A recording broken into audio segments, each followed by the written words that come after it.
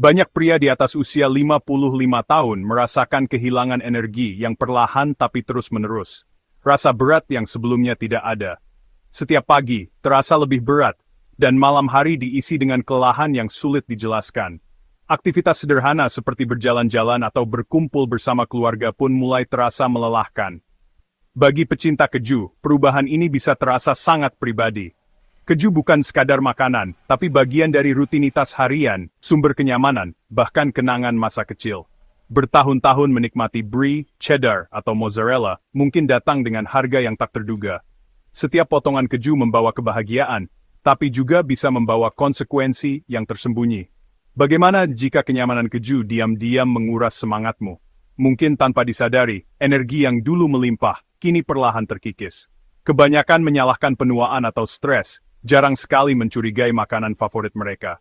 Padahal, perubahan kecil dalam pola makan bisa berdampak besar pada vitalitas. Tapi hubungan antara keju tinggi lemak dan penurunan energi itu nyata dan sering terabaikan. Lemak jenuh dan kalori tinggi dalam keju bisa memperlambat metabolisme, membuat tubuh terasa lesu. Kita akan membahas bagaimana keju, makanan pokok yang nyaman, mungkin merusak kesehatanmu. Ada pilihan lain yang bisa tetap memuaskan lidah tanpa mengorbankan energi. Saatnya melihat lebih dari sekadar rasa dan tradisi, dan bertanya, apakah kebiasaan kejumu mengorbankan semangatmu? Mungkin sudah waktunya mengevaluasi ulang hubunganmu dengan keju. Untuk pria yang memulai dan mengakhiri hari mereka dengan keju, ini adalah percakapan yang tidak boleh kamu lewatkan. Temukan bagaimana perubahan kecil bisa mengembalikan vitalitas dan semangat hidupmu, tanpa harus sepenuhnya meninggalkan keju yang kamu cintai. Malam ini, kita akan membuka tabir keju tinggi lemak, makanan kesukaan dengan sisi tersembunyi yang jarang dibahas. Banyak dari kita menikmati keju sebagai camilan atau pelengkap hidangan, tanpa menyadari apa yang sebenarnya terjadi di balik rasanya yang gurih dan teksturnya yang lembut. Keju-keju ini lebih dari sekadar lezat. Mereka mungkin diam-diam menguras energimu dan kesehatanmu. Seringkali, setelah makan keju, kamu merasa kenyang tapi juga lesu tanpa alasan yang jelas. Ini bukan kebetulan, ada proses tersembunyi yang sedang berlangsung di tubuhmu. Kita akan melewati istilah-istilah sulit dan langsung ke faktanya. Banyak label nutrisi yang membingungkan, tapi malam ini, kita akan mengupasnya dengan bahasa sederhana agar kamu benar-benar paham apa yang kamu konsumsi. Kenyataannya, tidak semua keju diciptakan sama, dan beberapa bisa bekerja melawan kekuatan alami tubuhmu. Ada keju yang tinggi lemak jenuh, ada juga yang mengandung bahan tambahan tersembunyi, yang bisa berdampak negatif jika dikonsumsi berlebihan. Kita akan membahas apa sebenarnya yang ada di dalam keju-keju populer ini, dan mengapa mereka mungkin tidak seaman yang kamu kira. Dari bahan baku hingga proses pembuatan, setiap detail bisa memengaruhi kesehatanmu secara signifikan. Mekanismenya halus tapi kuat, memengaruhi jutaan pria tanpa disadari.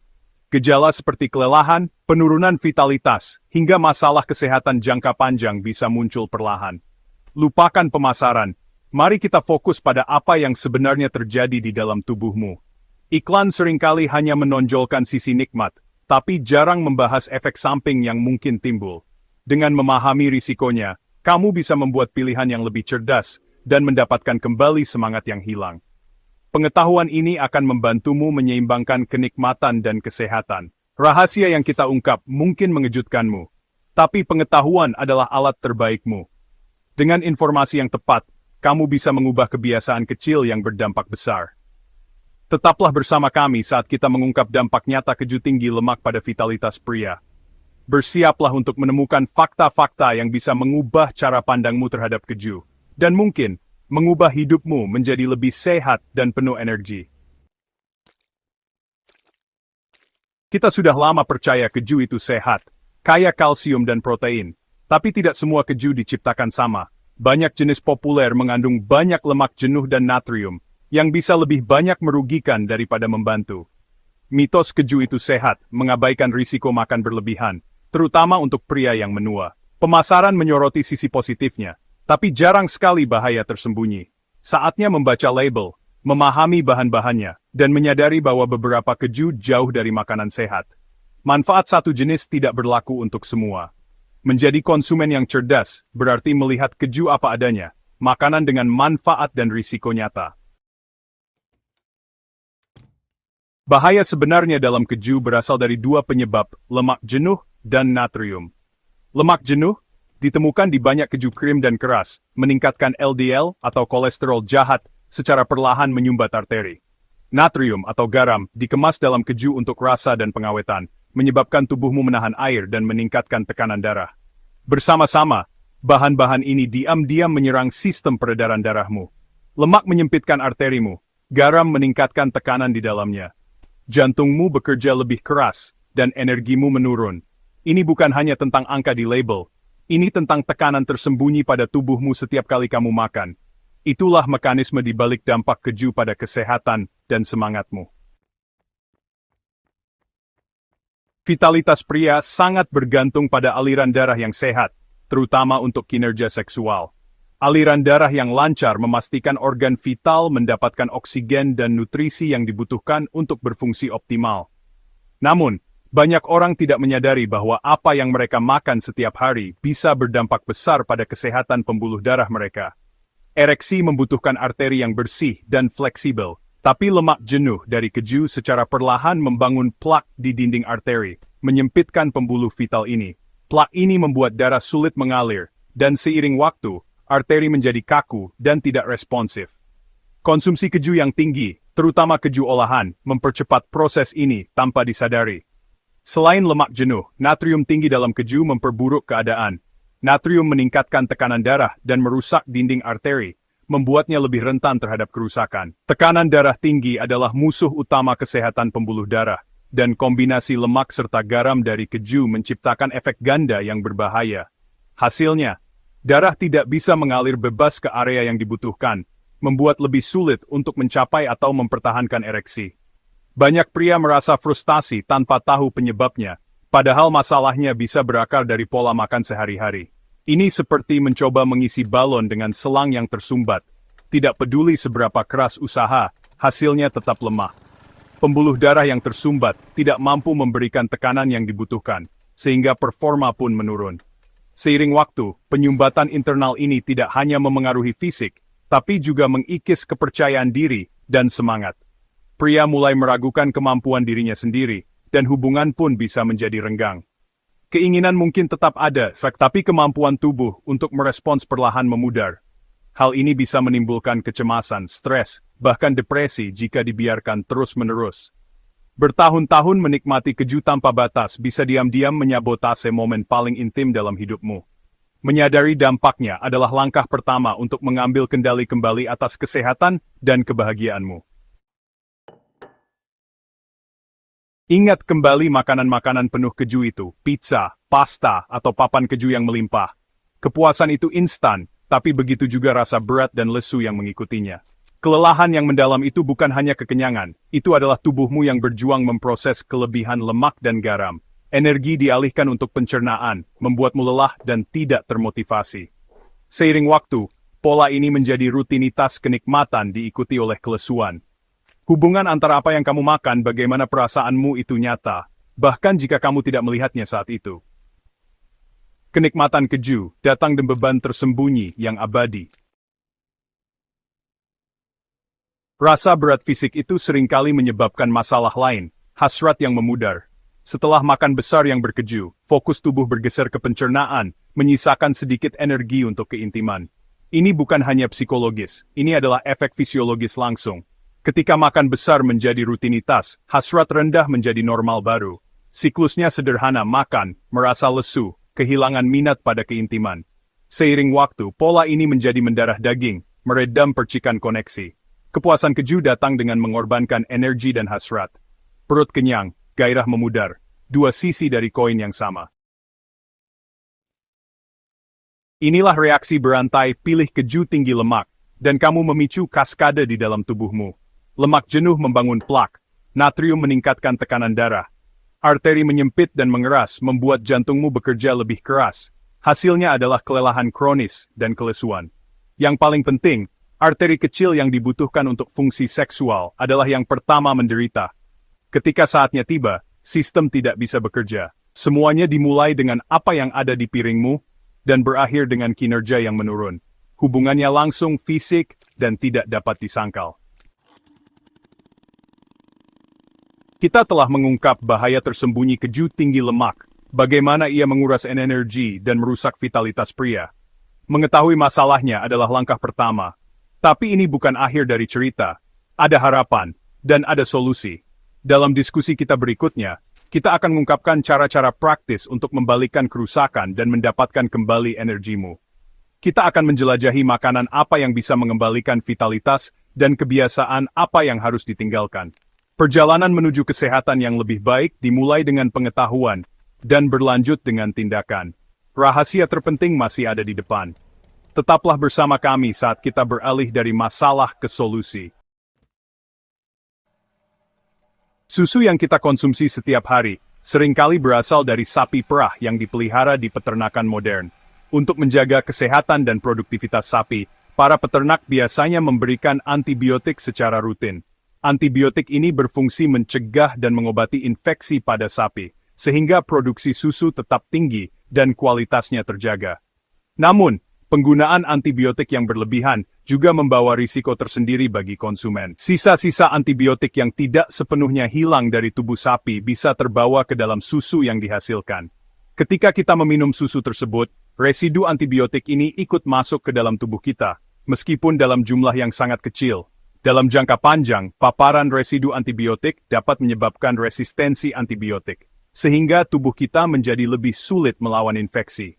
Selain antibiotik, susu juga mengandung hormon alami yang diproduksi oleh sapi, seperti estrogen dan progesteron. Hormon-hormon ini larut dalam lemak susu, sehingga semakin tinggi kadar lemak dalam susu, semakin banyak pula hormon yang terkandung di dalamnya. Susu dengan kadar lemak tinggi, seperti susu full cream, cenderung mengandung lebih banyak hormon dan residu antibiotik dibandingkan susu rendah lemak.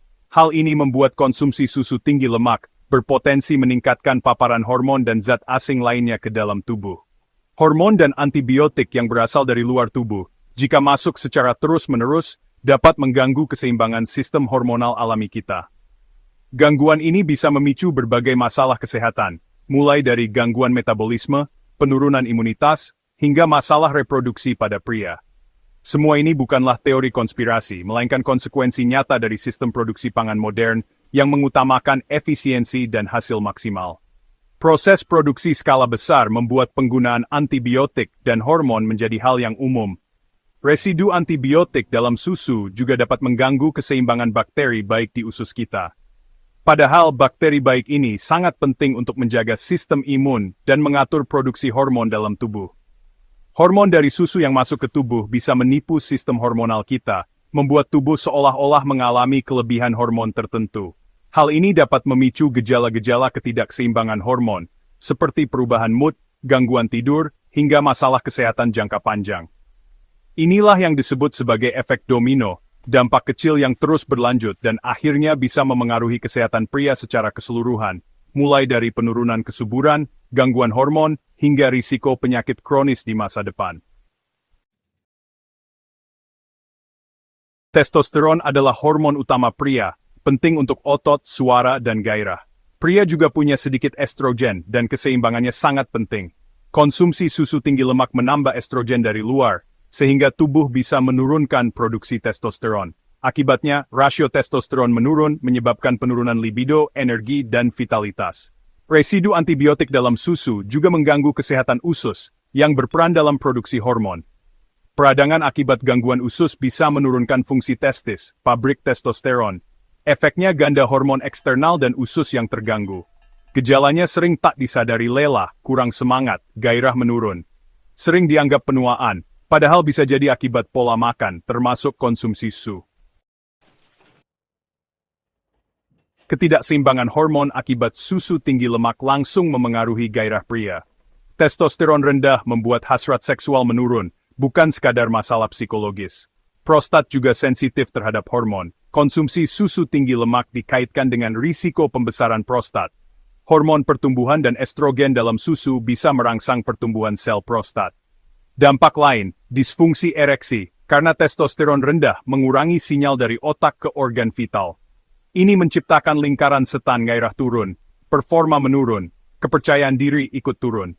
Solusinya, perbaiki keseimbangan hormon dari akarnya, mulai dari pola makan, Perubahan kecil dalam diet bisa berdampak besar pada kesehatan dan keharmonisan rumah tangga. Setelah tahu risikonya, saatnya bertindak bijak. Setiap keputusan yang kita ambil, sekecil apapun, bisa berdampak besar pada kesehatan jangka panjang. Memilih susu bukan hanya soal rasa atau harga, tapi juga tentang bagaimana kita menjaga tubuh dari paparan zat yang tidak diinginkan. Mulailah dengan memperhatikan pilihan yang tersedia di rumah dan di toko, serta pertimbangkan manfaat dan risikonya sebelum membeli. Pilih susu rendah lemak atau skim untuk mengurangi paparan hormon dan residu. Susu jenis ini umumnya mengandung lebih sedikit lemak jenuh dan kalori, sehingga lebih baik untuk kesehatan jantung dan berat badan. Selain itu, kandungan hormon dan residu antibiotik biasanya lebih rendah pada susu rendah lemak, sehingga lebih aman untuk dikonsumsi secara rutin. Jika memungkinkan, pilih susu organik yang lebih minim antibiotik dan hormon. Susu organik berasal dari sapi yang diberi pakan alami dan tidak disuntik hormon pertumbuhan, sehingga lebih aman untuk kesehatan. Meski harganya sedikit lebih tinggi, kualitas dan keamanannya sepadan dengan investasi yang Anda keluarkan. Meski lebih mahal, ini investasi kesehatan jangka panjang. Ingat, biaya kesehatan di masa depan bisa jauh lebih besar jika kita abai pada pilihan hari ini. Dengan memilih susu yang lebih sehat, Anda berinvestasi pada kualitas hidup dan kesejahteraan keluarga. Kurangi juga jumlah konsumsi, tidak perlu minum susu setiap hari. Tubuh kita tetap bisa mendapatkan kalsium dan nutrisi dari sumber lain seperti sayuran hijau, kacang-kacangan, dan ikan. Variasi asupan akan membantu tubuh tetap seimbang dan tidak bergantung pada satu jenis makanan saja. Mulai dari 1 gelas, lalu kurangi frekuensinya secara bertahap. Anda bisa mencoba minum susu hanya di pagi hari atau saat benar-benar dibutuhkan. Dengan cara ini, tubuh tetap mendapat manfaat tanpa kelebihan asupan. Prinsipnya, makan dan minum secukupnya, jangan berlebihan. Keseimbangan adalah kunci untuk menjaga kesehatan tubuh dan hormon tetap stabil. Pastikan porsi susu sesuai kebutuhan, tidak lebih dan tidak kurang. Perubahan kecil seperti mengganti 1 gelas full cream dengan low fat bisa jadi awal yang baik.